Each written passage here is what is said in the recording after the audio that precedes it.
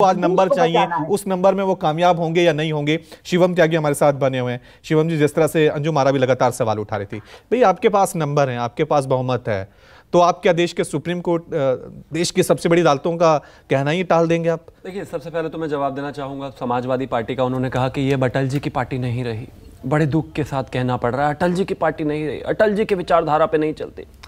अपने पिता को स्टेज पर अपमानित करने वाले हमें बताएंगे क्या कि हमें किसकी विचारधारा पर चलना चाहिए या किसकी नहीं चलना चाहिए? चाचा जी को पार्टी ना दे दी जाए इसलिए पिताजी का अपमान कर देंगे। और उनके पिताजी जब पब्लिक डोमेन में जाकर कहते थे स्वर्गीय श्री मुलायम सिंह यादव जी के अपने बेटे को, जीते जी कभी मुझे मुख्यमंत्री मत बनाना, या हिंदुस्तान भूला नहीं है उसको, तो आपसे हमें लेक्चर नहीं चाहिए। अटल जी को ये देश और ये भारतीय जनता पार्टी जितना सम्मान करती है आजीवन करती रहेगी, आपकी तरह नहीं। अब आगे आता हूं। एक जो है जेडीयू के प्रवक्ता ने और समाजवादी वालों ने भी बड़ी मार्मिक अपील की। आप यकीन मानिए, आंसू आ गए मेरे। दिल की आवाज सुनिए आप आज। मेरी सभी राज्यसभा सांसदों से गुजारिश है, दोनों प्रवक्ताओं ने कहा कि आप दिल की आवाज सुनिए, लोकतंत्र खतरे में है। और लोकतंत्र खतरे में होने के बावजूद आप जो है दिल्ली सर्विस बिल के समर्थन में वोट डालिए, इस अध्यादेश को पास मत होने दीजिए। ओहो, ये दिखाता है आपकी राजनीतिक नेताओं की इनकॉम्पिटेंसी। ये दिखाता है आपके INDIA के संधि विच्छेद। ये दिखाता है कि आप लोगों को मना ही नहीं सकते। आपके खुद के अंदर की पार्टी के लोग ही आप एक दूसरे को नहीं मानते। एग्जाम्पल, संदीप दीक्षित तो कहते हैं, जो शीला दीक्षित 15 साल इस प्रदेश की मुख्यमंत्री दिल्ली की रही, उन्होंने तो कहा आकर खुले मंच पर कि ये बिल्कुल सही है, जो है केंद्र सरकार के अधीन ही ये सारी चीजें होनी चाहिए। वो भी तो कांग्रेस से ही आते हैं ना, पहले बाकी पार्टियों को बाद में समझाना, उन्हीं को समझा लीजिए। अभी पिछले दिनों एक मोहल्ला क्लिनिक देखने आए थे कर्नाटक के कांग्रेस के जो है हेल्थ मिनिस्टर, उन्होंने आकर मोहल्ला क्लिनिक पे कहा कि ये ओवरहाइप्ड मॉडल है, कुछ नहीं है, बिल्कुल फर्जी है, इससे बेहतर हमारे पास है। तो सुनिए, पहले अपनी पार्टियों में जो साथ है वही पूरे तरीके से साथ करनी चाहिए। आपकी इनकॉम्पिटेंसी है भाई। ठीक है, आपने कहा कि वो दिल की आवाज कर रहे हैं, उनसे मैं जवाब लूंगा। लेकिन नीति और देश का संविधान क्या कहता है कि सरकार को कानून बनाने का हक है। हाँ। लेकिन वो कानून संविधान संगत है या नहीं है, ये कौन तय करेगा? ये देश की सबसे बड़ी अदालत तय करेगी।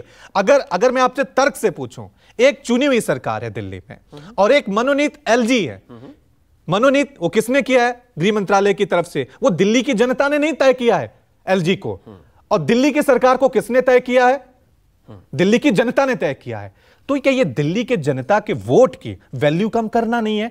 और ये मनोनीत सरकार पहली सरकार है दिल्ली में, इससे पहले कोई मनोनीत सरकार नहीं रही। आप बताइए, क्या मदन लाल खुराना जी की सरकार मदन लाल खुराना नहीं तो पूर्ण राज्य प्रस्ताव के लिए एक जंग लड़ी, पूर्ण राज्य दर्जा के लिए। एक सबसे पहले एक तो मैं आपसे सिर्फ ये चीज कहना चाहता हूं कि पहले तो एक बात ये कि इस पैनल में ही विपक्ष के 3 प्रवक्ता बैठे हो, तो जाहिर है मुझे एटलीस्ट उनके बराबर तो समय मिलना ही चाहिए। तीसरी बार आपके पास वही मैं कह रहा हूं, उसका एक बार नहीं, मैं कह रहा हूं ना, अगर पैनल की ही बात करें तो हमारे पास बिहार में LJP भी है। ठीक है। अगर आप उत्तर प्रदेश की बात करें तो हमारे पास उसमें सपा भी है, प्रवक्ता हर जगह है, तो मुझे मौका दीजिए। अब मैं आपसे कहना चाहता हूं, ये दिल्ली की पहली सरकार नहीं है मनोनीत। मदन लाल खुराना की सरकार भी मनोनीत ही थी, वो भी जनता ने ही मनोनीत करके भेजी थी। 15 साल शीला दीक्षित जी की सरकार थी, वो भी मनोनीत करके ही भेजी थी। 1991 से लगातार जो चीजें चली आ रही है वो सब लगातार सरकारें मनोनीत होकर आई हैं। लेकिन काम करें ना। और मैं फिर से वही कहना चाहता हूं, मेरे देश के गृह मंत्री ने इस बात को जब सदन में खड़े होकर कहा तो सुप्रीम कोर्ट के ही वर्डिक्ट का हवाला देते हुए कहा कि इसका हमें अधिकार है। मुझे लगता है इसकी कॉन्स्टिट्यूशनलिटी सुप्रीम कोर्ट में जाकर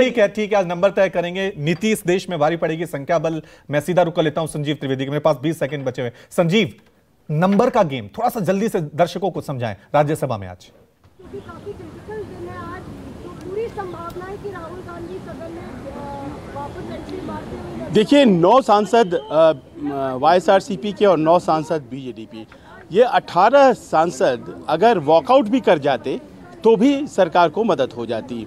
लेकिन वो तो सीधे तौर पर वोट करने जा रहे हैं दिल्ली सेवा बिल के समर्थन में। जो विरोध करेंगे उनके लिए ये आंकड़ा बहुत भारी पड़ने वाला है।